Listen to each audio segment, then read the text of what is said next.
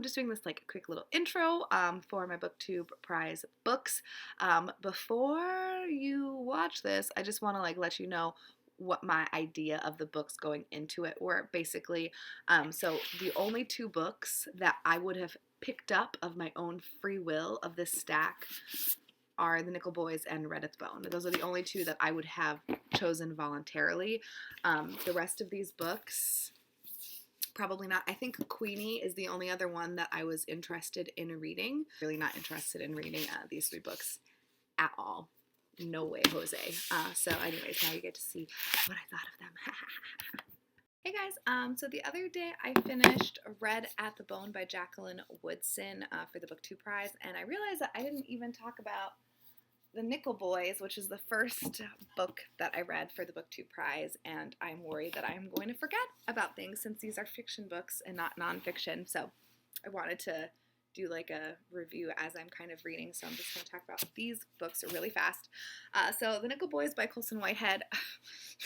Yeah, this was so powerful. This was so good. I'm kind of confused because I feel like I've heard a lot of people talk poorly of this book and Colson Whitehead in general after the Underground Railroad and this book, and those are the only two books of his that I've read, and I have thought that both of them were spectacular, so I don't understand. I think that I just don't understand. I feel like a lot of people, like the complaints, at least with the Underground Railroad, is that there isn't enough, like, for some reason there's like a lack of feeling, like there's like a lack of being in the book or something, which I agree with to a certain extent, but I think that it's done very, very intentionally because you do feel a lot at the end, at least of the Underground Railroad, and I feel like, I don't know. Anyways, this is not about the Underground Railroad, but anyways, people had similar, at least the negative things that I had heard of the Nickel Boys was fairly similar, and so I was curious to read it because I was like, oh, maybe I'm giving him like too much credit or whatever, and I don't think that I was giving him too much credit. I think I was giving him the right amount of credit because this book was so, again, and I'm going to start crying, and I already basically forget everything about it because I read this a month ago. I don't remember, but this book is just so good. So it's fictionalized retelling is not the right word, but inspired by a real place that existed, and but some of the like verbiage and stuff are specific quotes from like pamphlets that this house had for these boys. So the main premise of this story, I'm gonna start crying. Unbelievable.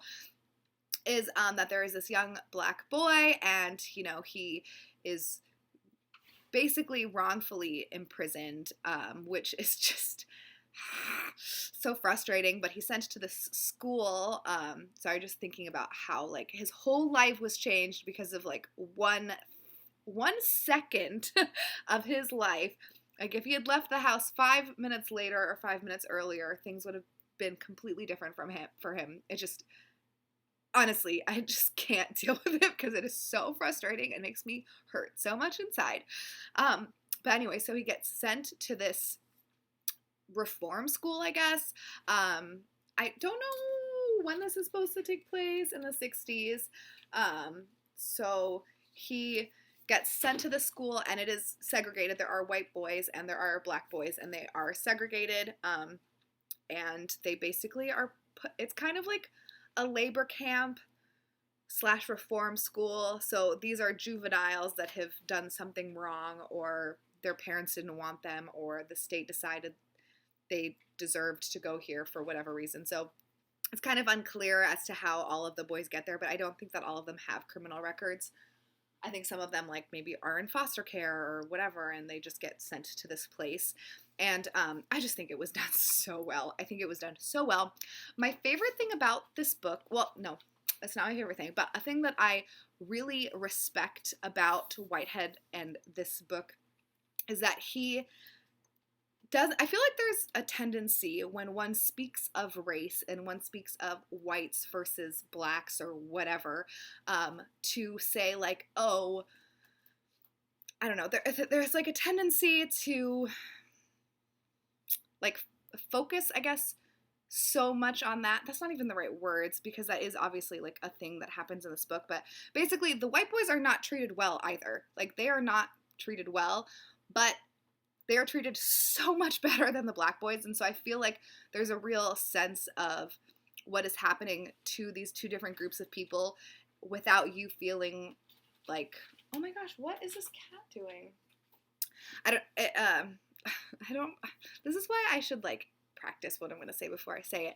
But I feel like I was sad for the white boys that were in this situation, but I was devastated for the black boys that were in the situation, if that makes any sense. Like, it's not like discounting the fact that the white boys had it rough. It's just like showing you how much worse it was for these black boys that were in this situation. So I really appreciated that, because I feel like, I don't know, like, no one's discounting like the struggles that they went through. It's just like they were not that bad compared to these ones. You know what I'm saying? So I thought that was done really, really well. There is one specific part, I don't want to spoil anything, but there's a boxing kind of match that happens between the white, basically, like, within the white population and the black population, they like have I think it's wrestling competitions, and then whoever like is at the top for each group, they get to fight each other, and that whole thing,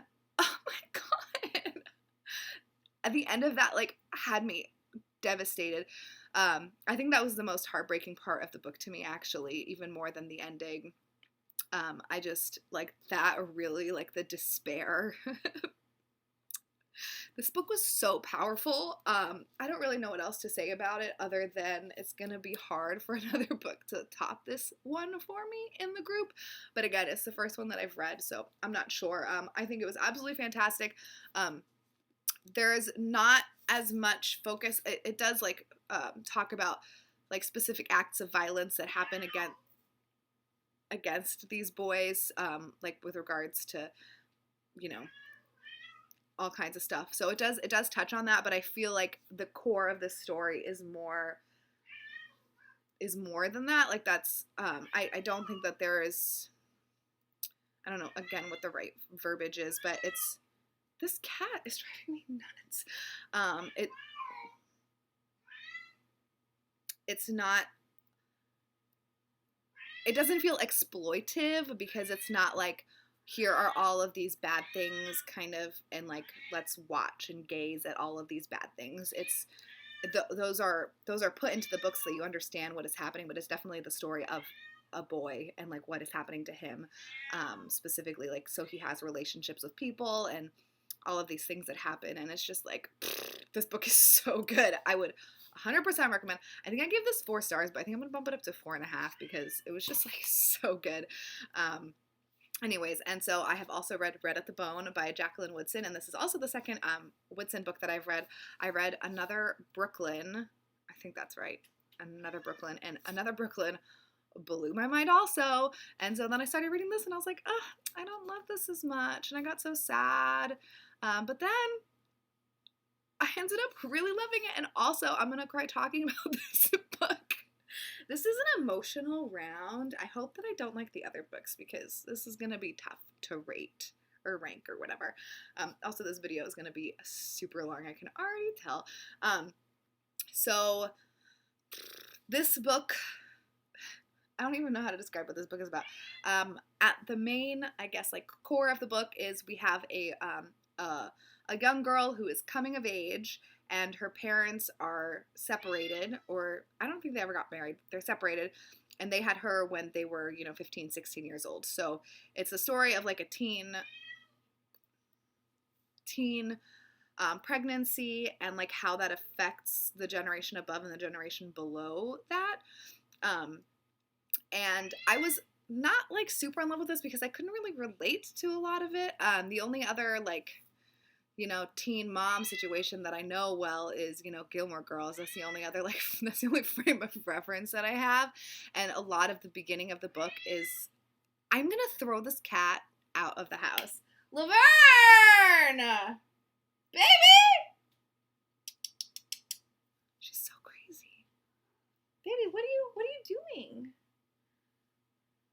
Baby? Do you want to be on the camera? No. Okay. She is bonkers right now.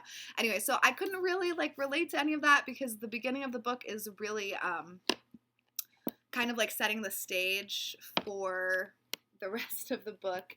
And so it's, you know, introducing the characters, and like each chapter is from a different perspective, and they do end up alternating later, but like at the beginning it's kind of like, you know, the daughter, the mom, the mom's mom, the baby daddy, the mom's dad, etc. So there's a lot of different perspectives. And I just wasn't really like vibing with it that much. But then, oh God, there are so much depth to all of these people. Again, I can't really like say anything because the book is so small, but it's just so sad because the dad, what is his name? Aubrey, I think. I'm pretty sure his name is Aubrey. He is just so desperately in love with Iris, and she just like does not care about him at all. Like not really, she doesn't, and he is just so desperately like in love with her, and it's so heartbreaking to watch their relationship between the two of them, because it was never like fundamentally like based on anything real. And so like the whole book I was just like, God, poor Aubrey, like Iris is like what a bad person she is. Like I was not Laverne, I was not pleased with her. But then you learn more about Iris, and it's like, of course that's how she is, like based on her past. Like, oh God, it's so rough. It's really, this also, I was like crying towards the end. I think I gave this one 4 or 4.5. I think I was gonna give this 4.5, but then I saw that I only gave the Nickel Boys a 4, and I was like, that's not right, because I think I do like the Nickel Boys better than Red at the Bone. But oh boy, let me just tell y'all, tough way to start the round. So we'll see. I feel like I'm not gonna like Olive again. Fingers are crossed. We'll see. And I've heard like not great things about Queenie either. So I'm hoping that I don't love some of these books, because both of these were so good. If you haven't read them, please read them. I'll talk to you guys later when I have more things to say. Okay, so third time's a charm. I am trying to talk about this book. I was like at 15 minutes, and this is part of like one video, so I need to try to be a little bit more concise. The problem is that I honestly felt a lot of rage towards this book, so we're just gonna go. This is A Woman Is No Man by Etaf Rum. I was forced to read this book because of the Booktube prize. I can guarantee you there is no way I would have picked up a book with this title, with this cover. There is no way. Which is sad, because it is a book by a Palestinian American, and it's about, you know, Palestinians living in the United States. And I feel like that's an important, you know, perspective that we don't really read about a ton in media. I feel like the propaganda, like the pro-Israel propaganda, is rampant, and it just drives me crazy, because these poor Palestinian people are having like their homes stolen from them, and just it's terrible. But anyways, this book was a hot mess in my opinion. It wasn't a hot mess. I would categorize this book, I think, as a YA. I would say that this book is a young adult book, and I think that is my main problem with it. So, you know, we're following predominantly just two women, Isra and Dea. Dea is Isra's daughter.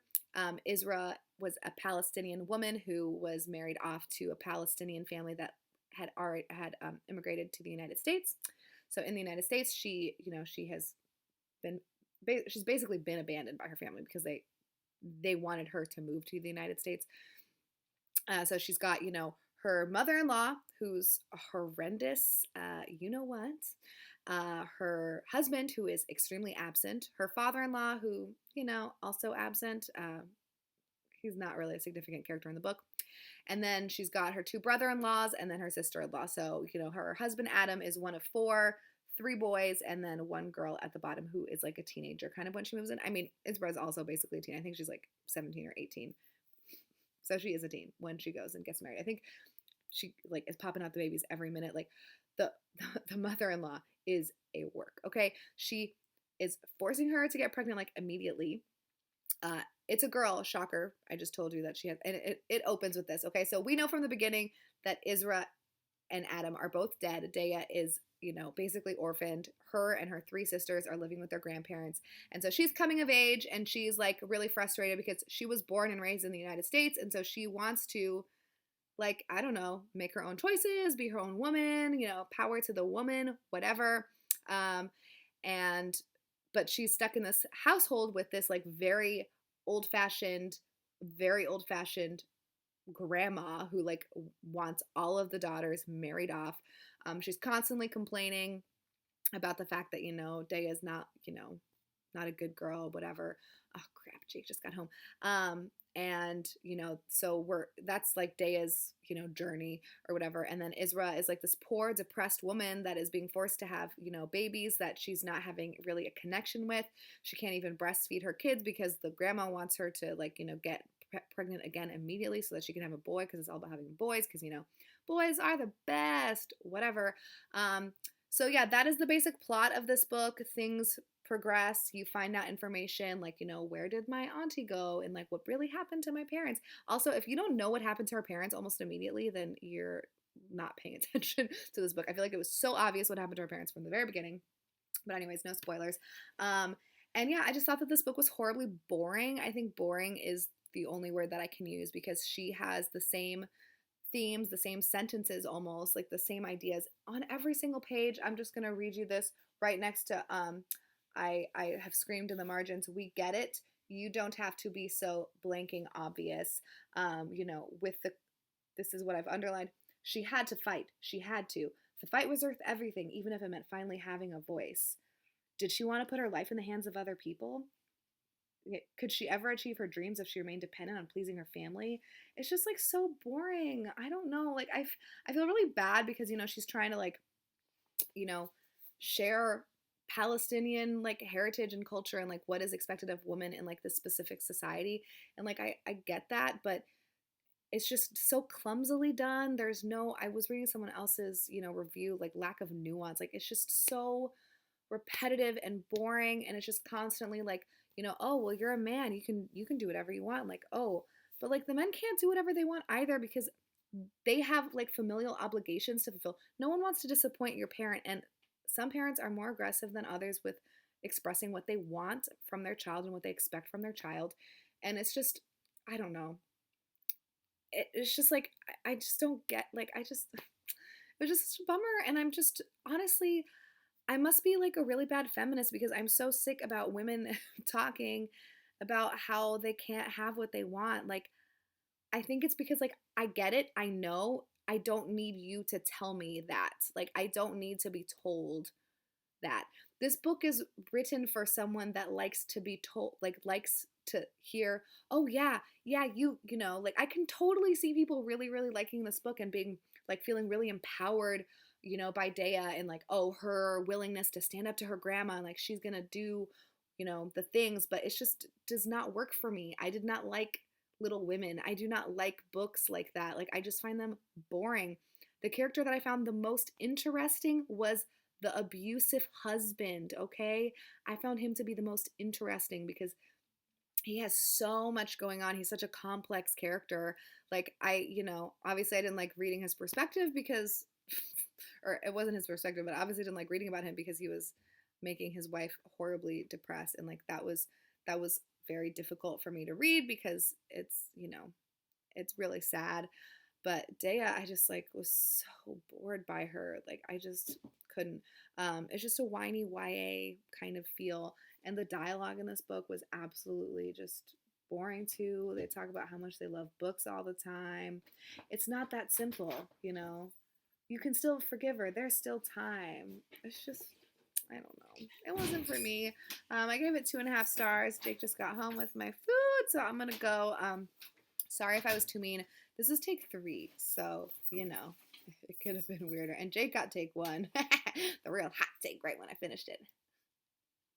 Which I'm not going to do because, whatever. It's her first book. Like, dialogue is hard, I would assume. I don't know because I've never written a book because I don't think that I would be very good at it. So here I go judging other people for trying. What's up? Okay, cool. So yeah, this was not for me. I gave it 2.5 stars, rounding down to 2 on Goodreads. Sorry if you really liked it. I don't know why I said that. I'm not sorry. We can have different opinions. It's all good. This book is made for a person that's not me. It's great. Okay, cool. I'll talk to you guys later. Bye. I'm going to talk about the rest of the books for round 2 that I finished and then do my ranking.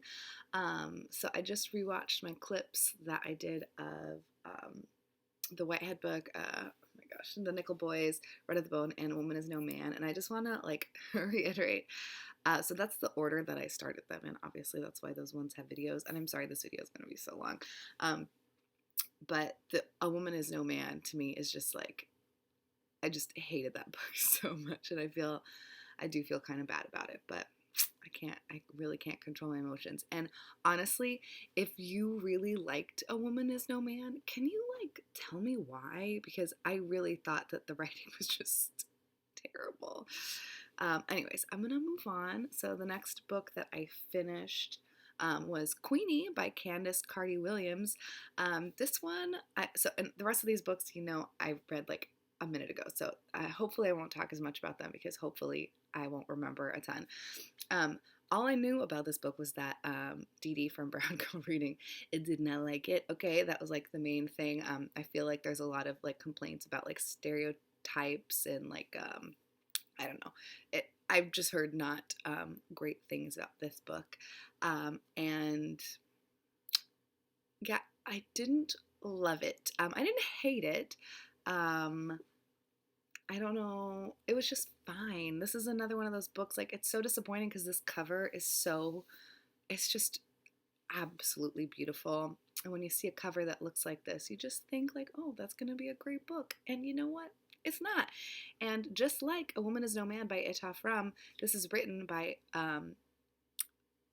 a woman who has never written a book before. This is her debut. And I just think that there's something about first times that is tricky, we'll say. So in this book, we're following this woman named Queenie, and she works for a company, and she's got her boyfriend, Tom, who I think his name is Tom. God, it's been a minute. Who, has decided that they're going to be on a break. So she's, really distraught. And then she just starts sleeping with men. And she's upset because Tom, I'm sorry, I'm going to close my mailbox because these notifications are annoying me. So she starts sleeping with people. She sleeps with a guy who is married, that she knows is married, like almost immediately, which really pisses me off because why are you sleeping with someone that's married? Yeah, that's basically what this book is about. It's just her having like sex with people and like being distraught that her boyfriend doesn't want her, or her ex-boyfriend, I guess. So that's the plot of the book. The things that I think were done really well. So again, this book, I don't know, it's just fine. It's pretty basic. It's kind of annoying. But I think the things that were done really well is when she flashes back to instances with her white boyfriend and his family, and like the microaggressions and like the racism that is like the everyday racism kind of thing, where it's not like, oh my gosh, allergies. It's not like a very specific, like, I hate you because of the color of your skin, but like those, the other things that white people say that they don't realize are horrible. She does a really, really good job of, although maybe one of them does use the N-word. I don't remember because it's been a long time. But either way, I think that specific dialogue and like portion of the book was done super, super well. I think that was done really great. That I did like.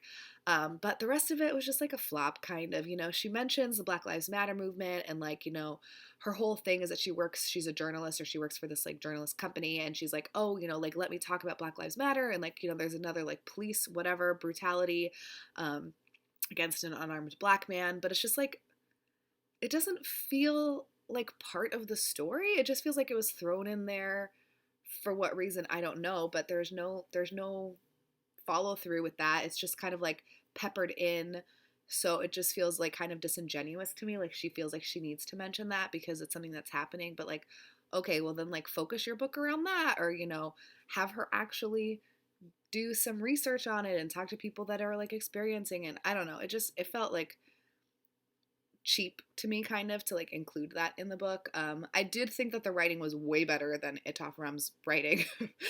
So I thought the writing was, it was fine. But I just thought the story was basic. The Black Lives Matter like thrown in kind of thing. Again, it just like felt like, where are you going with this? Nowhere. Okay, great.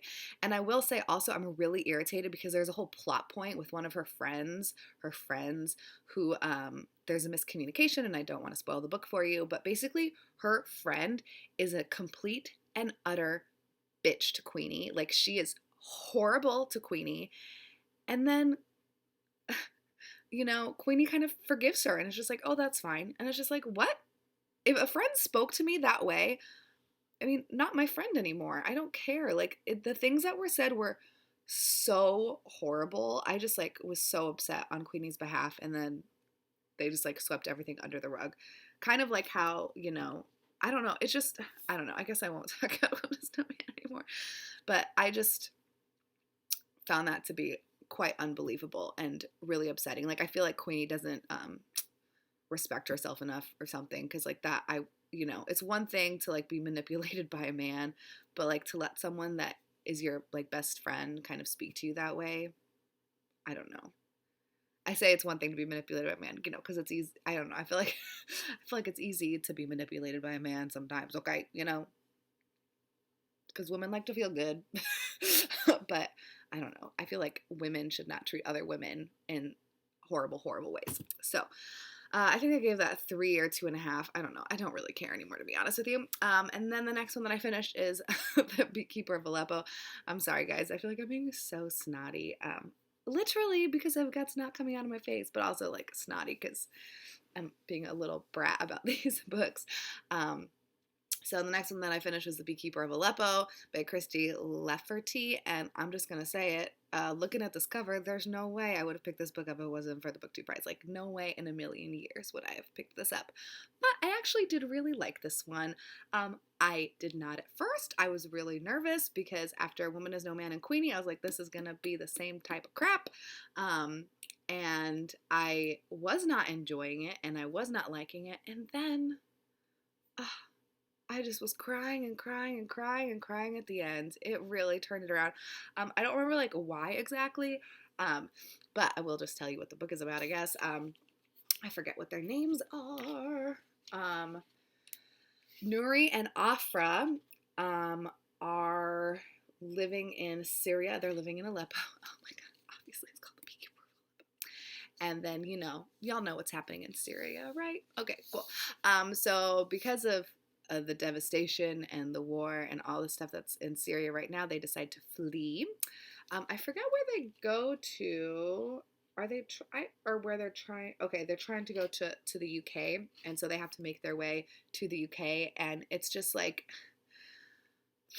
I feel like you get such a good picture and sense of the struggle and like how difficult it is for people to flee. I feel like it's really sad because we're over here in the United States, like sitting on our high horses, like, oh gosh, like, can't they just like figure it out? And it's just like, no, they can't just figure it out. Okay. They have to leave. These are like legitimately refugees of a war-torn country, and I just don't understand why people don't understand that. Okay. Same shit with the Palestinians. Okay. Like, life is not great. They wish it was great so that they didn't have to go, because like he had all of his bees in Aleppo and stuff, but sometimes you just have to go. And so I think that was done so well. And so I read at the very back of the book, so she is not Syrian. She is the child of Cypriot refugees, so her family is from Cyprus. But she talks a lot about what she did. She worked with, oh my gosh, I wish I could see it. She worked with UNICEF in Athens, Greece.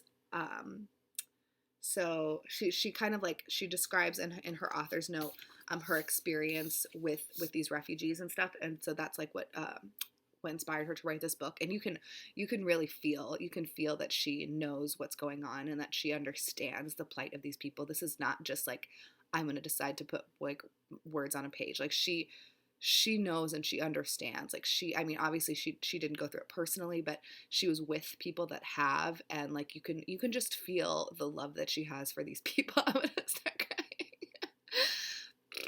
crying. So anyways, yeah, it's so good. There's like this whole underlying thing, uh, like with, you know, their child, and I think that's the part that like killed me the most, like emotionally.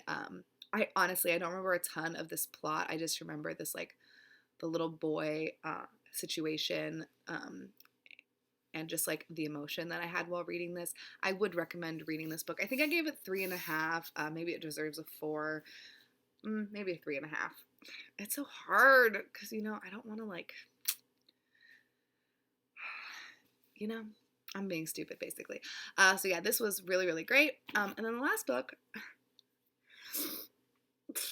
just another clunker, Olive Again by Elizabeth Strout. I was not into reading this, I'll be honest with you. I read Olive Kitteridge earlier in the month just to like have that background. Sorry. Before reading this, and I'm glad that I did, because I feel like, I don't know, I think this book would be kind of hard to understand if you hadn't read Olive Kitteridge, because she, I don't know, like, stuff happens to her in the first book, and so then, you know, it continues in this book.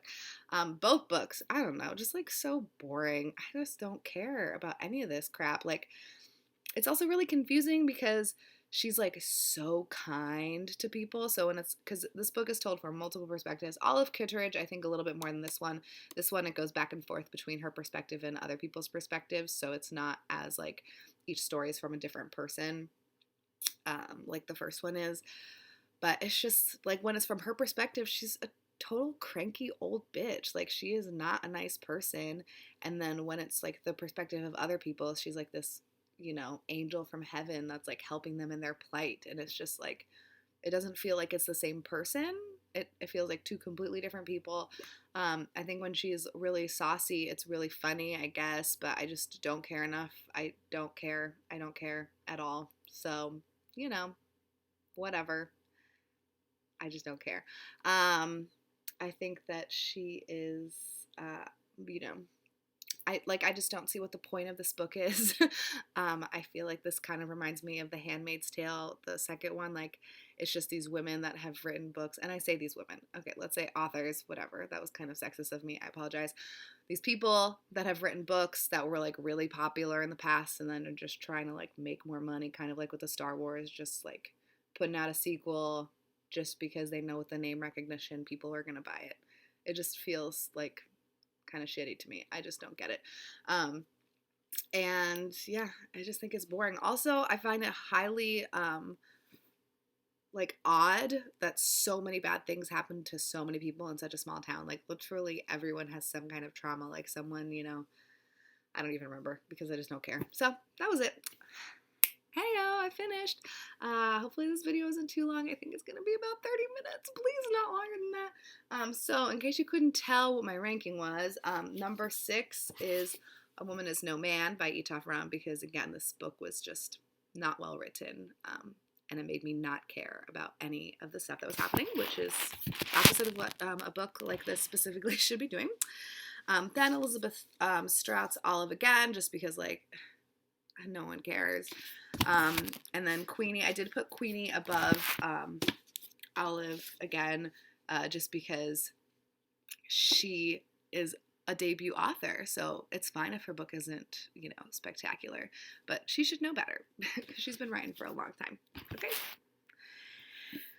And also, at least Queenie, I don't know, it's like a different perspective. Like, I just don't need to hear about another old white woman being crotchety. I don't know. God, I sound so grumpy in this.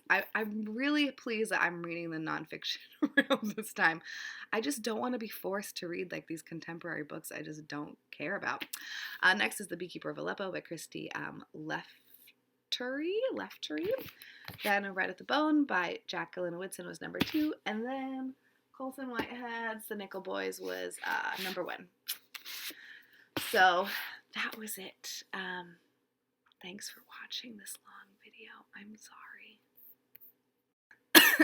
I forgot to mention Also, I just wanted to say that I'm really good. I know myself very well because the two books that I really wanted to read are the two books that I really liked. The only one that I would have missed out on is The Beekeeper of Aleppo because I would not have picked that up if it wasn't for this prize. So it's very exciting. I will say that I'm infuriated with my rounds because A Woman Is No Man made it to the next round and the Nickel Boys was kicked out. And I think that is a travesty, which is why I need to speak to you people that liked A Woman Is No Man. This is my least favorite book that I have read all year. I hated it so much, and I feel really bad because I like don't want. I'm like worried that the author is gonna see this video. I know that she won't, but it's like not shade on her as a human being. It's this book specifically, and I just like don't understand why. So Bread at the Bone, A Woman Is No Man, and The Beekeeper of Aleppo are the three that made it through to the next round. And did I say Bread at the Bone? Bread at the Bone. I just don't understand.